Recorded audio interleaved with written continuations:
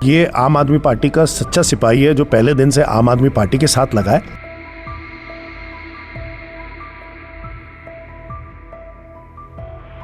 और मुझे लगता है कि शालीमार बाग की जनता की अपेक्षाओं पे जो रेखा गुप्ता खरी नहीं उतर पाई, जलज कुमार चौधरी पक्का 100% उनकी शालीमार बाग की जनता की अपेक्षाओं पे खरा उतरेंगे।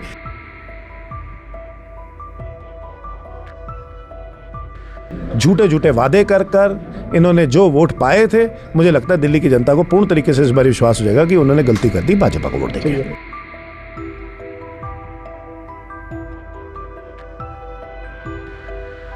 एमसीडी में भी इनकी सरकार है, केंद्र में इनकी सरकार है, तीनों चारों इंजन मिलके भी दिल्ली में ये काम नहीं कर पा रहे हैं, ये पूरी तरह से विफल है। लेकिन भाजपा ने खरीद फरोख्त करके ईडी सीबीआई से डराकर हमारे पार्षदों को अपनी तरफ कर लिया, कुछ पार्षदों को।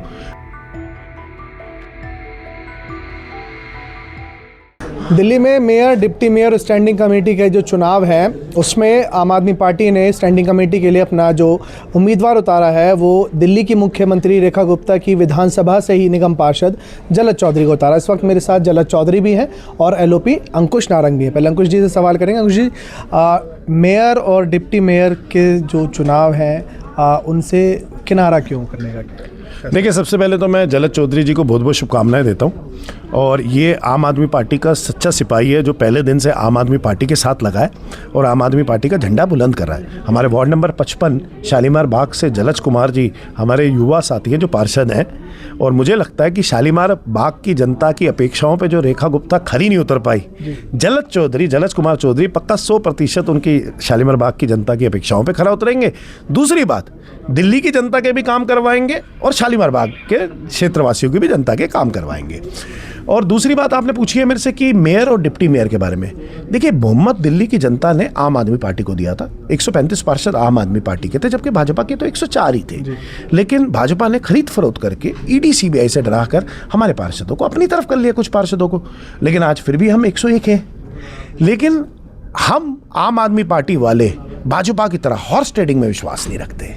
ईडी सीबीआई तो आपके पास है भी नहीं। देखिए, ईडी सीबीआई हमारे पास है नहीं, हॉर्स ट्रेडिंग। अच्छा, हमारे पास केंद्र सरकार आ भी जाए कल को, लेकिन ऐसा नहीं, ऐसे इंस्टीट्यूशंस का ऐसा दुरुपयोग जिसका सदुपयोग होना चाहिए। इतने सारे केसेस पड़े हैं हिंदुस्तान के अंदर, उन केसेस को सॉल्व करने की बजाय उन सच्चे नेताओं के पीछे पड़ाना, ये सरासर मुझे लगता है कि देश की राजनीति के लिए और विपक्ष के लिए और भारतवासियों के लिए काफ़ी हानिकारक है। मतलब अंकुश जी, आप इस बात को एक्सेप्ट कर रहे हैं कि आप अल्पमत में हैं, यही वजह है कि आपने किनारा किया?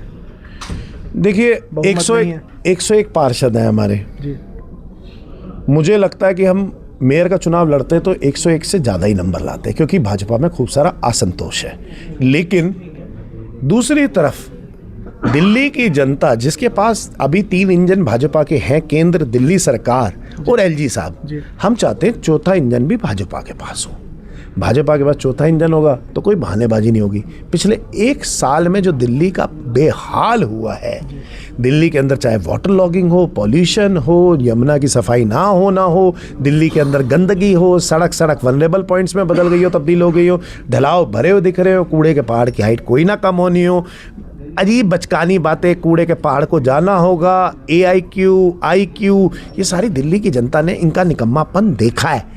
और मुझे लगता है कि ये दूसरा वर्ष होगा जिसके अंदर दिल्ली की जनता के सामने भाजपा पूर्ण तरीके से एक्सपोज हो जाएगी, नेकेड हो जाएगी और 100% इनका निकम्मापन, नकारापन साफ साफ उजागर हो जाएगा, जो इन्होंने दिल्ली की भोली भाली जनता को बड़े बड़े सपने दिखाकर, झूठे वादे कर कर इन्होंने जो वोट पाए थे।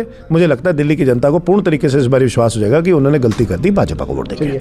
बात करेंगे उस शख्स से जिस पर अंकुश जी ने, पूरी पार्टी ने विश्वास जताया है। जलज जी, पहले तो बहुत बहुत बधाई आपको, लेकिन सबसे बड़ी बात यही रहेगी कि अभी क्या कुछ जो है आगे रहने वाला है, क्योंकि सबको बहुत उम्मीद है, आपकी पूरी पार्टी को उम्मीद है, और पहले ही टेन्योर के अंदर आपको जो है स्टैंडिंग कमेटी के मेंबर के लिए चुन लिया, मतलब नामांकन करवाया, तो कितना सबसे पहले धन्यवाद आपके सभी दर्शकों का धन्यवाद। मैं अपने नेता अरविंद केजरीवाल जी का बहुत बहुत धन्यवाद करता हूं, अपने शीर्ष नेतृत्व का, हमारे LOP अंकुश नारंग जी का, और हम सब आंदोलन से निकले हुए लोग हैं। आंदोलन में अंकुश भाई यूथ के दिल्ली प्रदेश अध्यक्ष थे और मैं शालीमार बाग का अध्यक्ष था। वहाँ से यहाँ तक का सफ़र हम लोगों ने तय किया। दिल्ली की जनता की परेशानी को देखा है। 10 साल दिल्ली की जनता के बीच में रह के उनके काम कराए। जब हमारी सरकार थी हम सब कार्यकर्ता थे, लेकिन जब निगम पार्षद बने बहुमत दिल्ली की जनता ने हमें दिया था। बीजेपी ने तोड़फोड़ करके अब हमारे कुछ पार्षदों को अपने साथ मिला लिया। अब उसके बाद इनकी सरकार भी दिल्ली में बन गई, एमसीडी में भी इनकी सरकार है, केंद्र में इनकी सरकार है। तीनों चारों इंजन मिलके भी दिल्ली में ये काम नहीं कर पा रहे हैं, ये पूरी तरह से विफल हैं।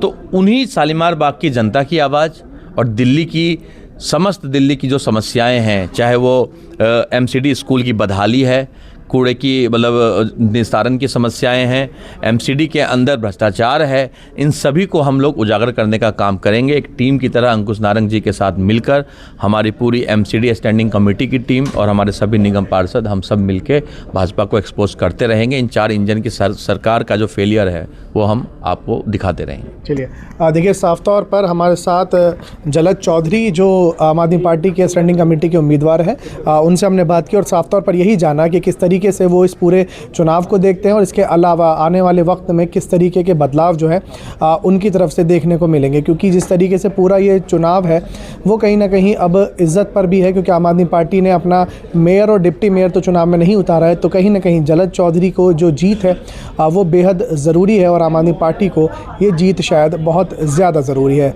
देखना होगा इसका रिजल्ट क्या कुछ निकल कर आता है। फिलहाल इस वीडियो में इतना ही। देश और दुनिया की तमाम बड़ी खबरों के लिए देखते रहिए नव राजनीति। धन्यवाद।